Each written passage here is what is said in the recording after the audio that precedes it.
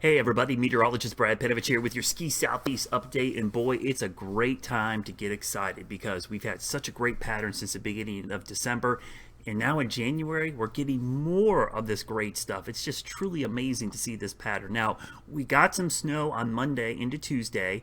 We're still seeing some of that tonight as I'm recording this. Now, next couple of days, cold enough to make snow, but probably no natural snow outside of West Virginia in Wednesday morning, but we'll start to see this storm system approaching from the west. Now, this doesn't have a ton of cold air to work with, but it does have an upper low, which is great for the mountains because the elevation is all you need to get up to that colder air.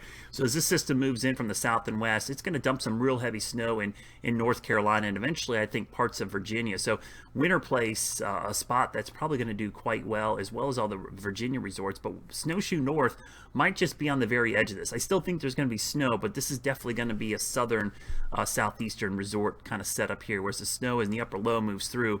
You can see there the back side of this is where the upper low is, or the 700 millibar low we call it, and that really sets up a pretty good pattern. So let's look at the long range pattern because this is the first system, and this is coming through here on Friday, Thursday into Friday, exits the region on Saturday. But to me, the more exciting system is early next week. And if you've been watching me, I've been talking about this system for a while because unlike the system approaching late this week, we've got cold air in place ahead of this next system. So we've got colder air, and the track is much more favorable. This is a Texas to Florida Gulf Coast track, and then up the East Coast.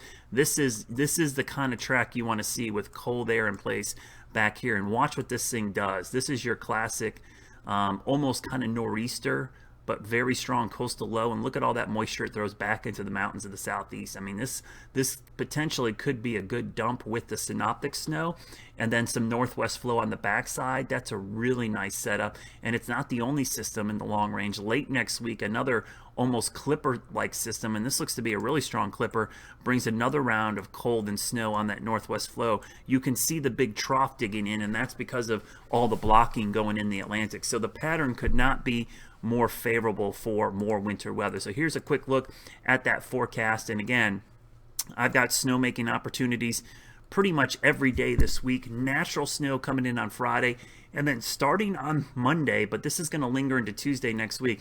And that system early next week, I promise you, that one is the real deal. That one could be one of the bigger storms of the season so far. But in between all this, we get little shots of northwest flow, we get little clipper type systems, and obviously we've got cold enough air to make snow. So everyone who's been thinking snow, great job. Keep doing it because it's actually coming to fruition.